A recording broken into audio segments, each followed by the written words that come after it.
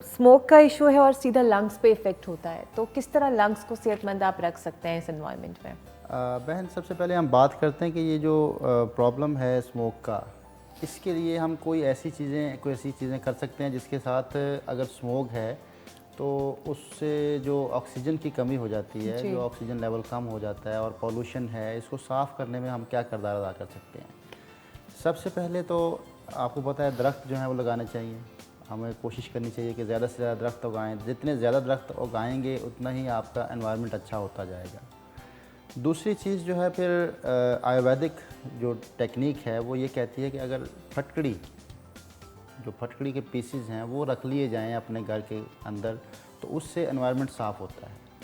फटकड़ी जो है वो फ्रेश ऑक्सीजन एक तो वैसे भी मुहैया करती है, फटकड़ी के अंदर ऑक्सीजन की मिकदार होती है। और फटकड़ी को अगर अपने करीब रखा जाए, या अगर आपको जैसे आजकल बाहर निकलना है तो उसके लिए फटकड़ी को अगर थोड़ा सा गीला कर लिया जाए, गीला करके मास्क के ऊपर लगा लिया जाए और मास्क पहन लिया जाए। वैसे आप मास्क पहनते हैं तो उसके साथ जो है वो फ़ायदा नहीं होगा जो फटकड़ी के साथ होगा। अगर मास्क के ऊपर हल्का सा आप गीला करके फटकड़ी को फेर लें अंदर वाली साइड पे जो आपने नाक के ऊपर लेना है, तो उससे जो है वो आपको जो है वो किसी किस्म की ऑक्सीजन की कमी फ़ील भी नहीं होगी और ये असरात भी नहीं आएंगे स्मोक के। अच्छा। और इसके अलावा काफूर एक मिलती है, किसी भी पंसार की दुकान से मिल जाती है। काफूर को अगर जलाया जाए घर में, अपने सेहन में जलाया जाए, जैसे हम जलाते हैं धूनी देने के लिए, तो काफूर अगर जलाई जाए तो उससे एनवायरनमेंट साफ़ होता है। उससे आपकी जो ये पॉल्यूशन होती है वो कमी लेके आती है काफूर। उसकी धूनी दी जाए घरों के अंदर, तो हम जो है वो ये जो सफोकेशन होती है इससे बच सकते हैं। जो आपको सांस लेने में दिक्कत आती है, इससे आपको फ्रेश ऑक्सीजन मुहैया हो सकती है। अब जिनको हो चुका है, लंग्स को साफ़ करना चाहते हैं, उनके लिए योग में जो है वो बहुत सारी ब्रीदिंग्स भी हैं जी। और बहुत सारे मुद्राज भी हैं और आसना भी हैं।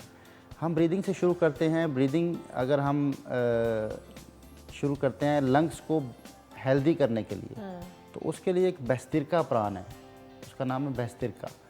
बेस्तिरका संस्कृत ज़ुबान का लफ्ज़ है। संस्कृत ज़ुबान में बेस्तिरका का मतलब अगर उर्दू में ट्रांसलेट करें तो इसका मतलब है कि दो नालियों से एक नाली में शिफ्ट होना। जैसे ये दो पाइप हैं, इसमें से एक में शिफ्ट जब करते हैं तो झटके से सांस को लेना है।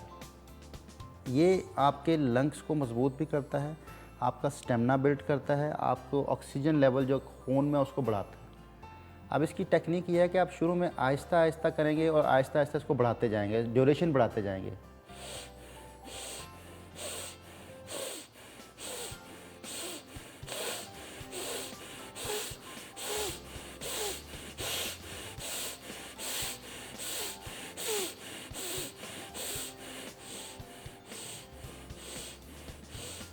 फिर कम करते जाएंगे।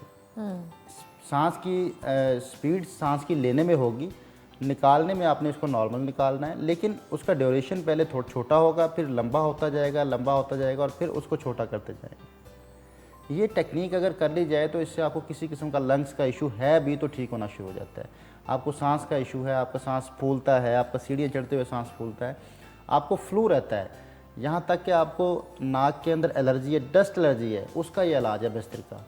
किसी किस्म का आपको फ्लू का प्रॉब्लम हो जाता है, आप चाहते हैं कि आपका गला भी ठीक रहे, तो ये गले को भी फ़ायदा पहुंचाता है बेस्तिरका प्राण। और अगर हम इसके साथ एक क्रिया ऐड कर लें, क्रिया कहते हैं सफाई का तरीका, क्योंकि ये जो स्मोक है ये गंदगी है, ये आपके अंदर नाक के अंदर ठहर जाती है, या आप जो है वो आप लंग्स के ऊपर इसका प्रेशर आ जाता है, सफाई नहीं होती जिससे आपको सांस लेने में दिक्कत आती है। बिल्कुल ठीक। तो अभी इसको हम क्रिया से भी क्लियर कर सकते हैं। क्रिया अंदर की सफाई करता है, ऑर्गन्स की सफाई करता है।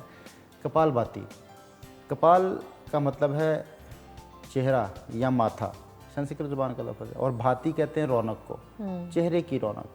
इंसान का जितना इंटरनल ऑर्गन्स प्योर होंगे उतने ही आपके चेहरे के ऊपर रौनक होगी, उतनी ही आपकी फ्रेशनेस होगी चेहरे के ऊपर।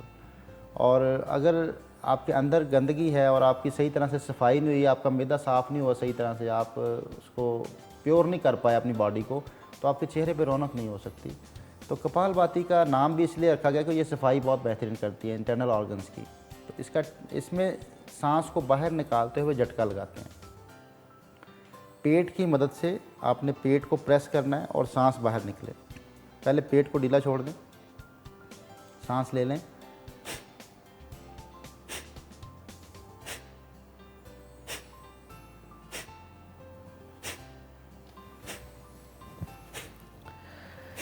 ये अगर शुरू में नहीं हो पाता तो इसके लिए बहुत आसान टेक्निक है कि अपने हाथ रख लें पेट के ऊपर और अपने हाथों से दबाएं और सांस को निकालें।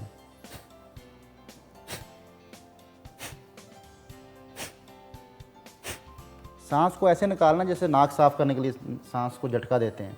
सांस को नाक के ज़रिए से ही निकालना है और फोकस निकालने पे करना है।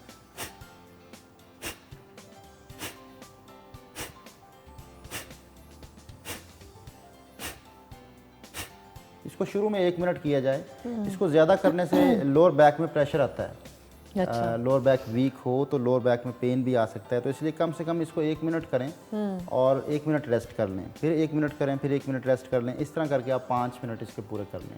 ठीक है। तो ये एक सफाई का बेहतरीन अंदाज़ है। इंटरनल ऑर्गन्स की हेल्थ इससे बेहतर होती है। जब आपको ज़ाहिर बात है, जहाँ सफाई होती है वहाँ पे सेहत होती है, तो सफाई अंदर की सफाई इससे होती है, टॉक्सिन्स निकालती है ये। अब मुद्रा एक बड़ा बेहतरीन हम डिस्कस करना चाहेंगे जिसका नाम है अंगुष्ठा मुद्रा। जी। यहाँ तक कि जिनको दमा है, अस्थमा है या किसी किस्म की लंग्स का इशू है, स्टेमिना बेहतर करना चाहते हैं, इन्फेक्शन है, लंग्स इन्फेक्शन है, आप खांसी करते हैं, आपको बलगम आती है, तो उसको भी अगर आप जलाना चाहते हैं बगैर मेडिसिन के, तो ये बेहतरीन मुद्रा है। अपने लेफ़्ट हैंड को ऐसे बिल्कुल सीधा कर लें, उंगलियाँ खोल लें। अब इस तरह इंटरलॉक करना है कि राइट हैंड की जो इंडेक्स फिंगर और थंब आपस में मिलकर रिंग बन जाए इसके इर्द गिर्द, और बाकी चारों उंगलियां ऐसे फोल्ड कर लें और ज़ोर से नहीं, बहुत हल्का सा, बिल्कुल ठीक। पाम्स टच होनी चाहिए इस तरीके से। अब इसकी पोजीशन कोई भी रख सकते हैं, बना के आप ऐसे भी बैठ सकते हैं, आप लेट भी सकते हैं, लेट के आप इसको सीने पे भी रख सकते हैं अपने हाथों को। अच्छा। ये कम से कम 10 मिनट इसको बनाएं और दिन में 3 से 4 दफ़ा बनाएं 10-10 मिनट। अगर आप इकट्ठा करना चाहते हैं तो फिर आप इसको मैक्सिमम 1 घंटा कर सकते हैं। मैक्सिमम 24 घंटों में से 1 घंटा इसका ड्यूरेशन होना चाहिए। आप 10 मिनट्स का अगर करते हैं तो 6 दफ़ा बनाएंगे, 15 मिनट्स का करते हैं तो 4 दफ़ा बनाएंगे इसको। ये एक बेहतरीन टेक्निक है। ये आपके लंग्स की सफाई कर देगा, आपकी किसी किस्म की इन्फेक्शन बॉडी के अंदर नहीं रहने देगा। इससे फैट भी कम होती है, ये हीट क्रिएट करता है, और इससे जो है वो आपको अगर सर्दी का एहसास होता है, इसके बनाने से सर्दी का एहसास कम हो जाता है। जिनको बहुत ज़्यादा सर्दी लगती है उनको भी बनाना चाहिए। बिल्कुल ठीक। तो ये एक बेहतरीन टेक्निक है इन्फेक्शन ख़त्म करने की, लंग्स को साफ़ करने की। इसके बाद हम आते हैं पॉस्चर्स की तरफ।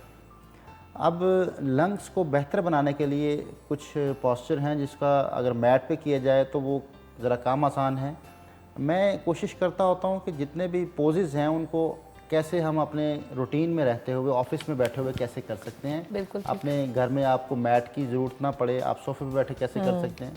तो एक उस्त्रा आसन है, उस्त्रा आसन, जिसका ख़ास फ़ायदा आपके लंग्स के लिए है। आपके लंग्स की सेहत बेहतर होती है।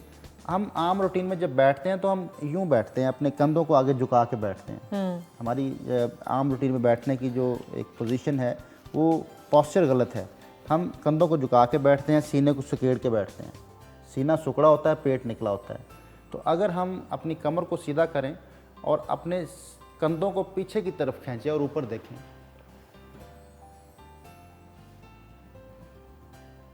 तो इससे वही फ़ायदा होगा जो उस तरह आसन करने से होता है। हालांकि वो बहुत मुश्किल है, लेकिन हम इसको बहुत आसानी से कर सकते हैं। अपने सीने को सिर्फ स्ट्रेच करना है, अपने लंग्स को स्ट्रेच करना है ऊपर देखते हुए।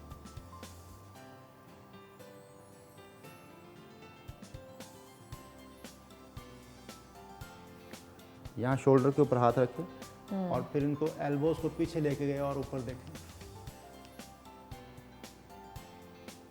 ऊपर जाते हुए सांस को अंदर लें और वापस आते हुए सांस को निकाल दें। इनहेल,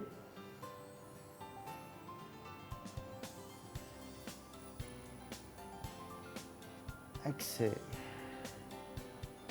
ये एक बेहतरीन अंदाज है। और इसके साथ अगर फ़िश पोज को ऐड कर लिया जाए, फ़िश पोज भी कम आसान है मैट के ऊपर करना, लेकिन हम उसको आम रूटीन में बैठे हुए ऑफिस में कैसे कर सकते हैं। बेसिकली जो आपका जो ये गले का एरिया है, इसको स्ट्रेच करना होता है। अच्छा। अब उसकी टेक्निक ये है कि अपने नीचे वाले जॉ इसको ऊपर स्ट्रेच करेंगे ऊपर देखते हुए।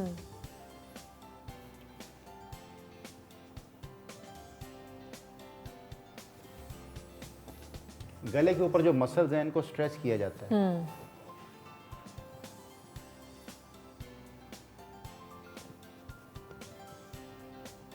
इससे आपको जो है वो गले का प्रॉब्लम नहीं होगा, इससे गला साफ़ हो जाएगा। गले में किसी किस्म की आपको दिक्कत है तो इससे क्लियर हो जाएगी। बिल्कुल सही। अब कुछ प्रेशर पॉइंट देख लेते हैं जी। लेफ़्ट हैंड के ऊपर ये जो लाइन के अंदर एरिया है, ये वाला जी, लेफ़्ट हैंड के ऊपर ये सारा लंग्स का एरिया है और ये गले का एरिया है। जितना ये लाइन से, इस लाइन से ऊपर जो है ये गले का एरिया है। अगर गला ख़राब हो तो इसको यहाँ से दबाएं तो गला बेहतर होना शुरू हो जाता है 5 मिनट के अंदर अंदर। आपको गले में काफ़ी ज़्यादा बंदिश है और आपकी आवाज़ नहीं निकल रही, आपको प्रॉब्लम है, दर्द हो रहा है गले में, तो यहाँ पे आप इस जोड़ के ऊपर दबाना शुरू करें। 5 मिनट्स आप इसको दबाते रहें, उसके बाद थोड़ी देर बाद आप खुद फील करेंगे कि मेरे गले में जो दर्द था वो कम हो गया। बिल्कुल ठीक। ये इतना इफ़ेक्टिव है। अच्छा। हाँ, इसको हमने बहुत दफ़ा चेक किया, इसको बहुत दफ़ा लोगों पे अप्लाई किया, तो इससे रिज़ल्ट मिलता है, फ़ौरन रिज़ल्ट मिलता है 5 मिनट्स के अंदर। और लंग्स को अगर आपने साफ़ करना चाहते हैं तो इसको, इस एरिया को आप प्रेस करेंगे, ये सारा एरिया जो ये लाइन के अंदर एरिया है। अच्छा, एक और थेरेपी है कलर थेरेपी। अगर उसके ज़रिए इसको किया जाए तो फिर दबाने की ज़रूरत नहीं है। आप इसके एरिया के अंदर सारे रेड कलर की मार्कर लें, जो परमानेंट मार्कर है, मोटा मार्कर। अच्छा। उसके साथ इसको रेड कर लें, इतने एरिया को। ये सारा रेड करने के बाद ऊपर ब्लैक मार्कर से डॉट लगा दें, ब्लैक डॉट। उसके ऊपर शहद का लेप करें हल्का सा, और कसूरी मेथी, जो खुश्क मेथी होती है, उसके ऊपर उसको शहद के साथ चिपका दें और ऊपर कपड़े से बांध के रात को सो जाएं, सुबह उठ के साफ़ कर लें। ये आप 1 हफ़्ता कर लें, इससे आपके लंग्स की इन्फेक्शन ख़त्म हो जाएगी। ये तो बड़ा अच्छा है, बड़ा आसान है, पीपल कैन डू दैट। हाँ, दबाने की भी ज़रूरत नहीं पड़ेगी। ये आपने रेड कलर लगाया यहाँ पे और ऊपर छोटे छोटे डॉट लगा दिए, बट आई गेस दबाने वाला ज़्यादा इजी है, you can do it any time. Markers black dot लगा दिए, और फिर ये लंग्स को साफ़ करने के लिए बेहतरीन, उसको लंग्स की सफाई हो जाएगी। अब लंग्स के हवाले से अगर और एक टेक्निक ऐड की जाए जो आम रूटीन में जितने स्पोर्ट्स मैन हैं उनके लिए भी फ़ायदेमंद होगी, कि स्टेमिना इंक्रीज़ करना चाहते हैं और चाहते हैं कि जितना मर्ज़ी रनिंग कर लें या जो कुछ भी कर लें उनका सांस ना फूले, तो हम, एक गलतुल आम चीज़ है कि हम सांस को अंदर लेके रोकते हैं और कहते हैं जितना लंबा रोक सकते हैं रोकेंगे तो इससे स्टेमिना बेहतर होगा। इसके उल्ट करना है, सांस को निकाल के रुकना है, अगले सांस में ड्यूरेशन पैदा करना है। बिल्कुल सही। सांस खारिज कर दिया, अब रुक जाएं, दूसरे सांस में वक्फा पैदा करें। ठीक। जितना ज़्यादा रख सकते हैं,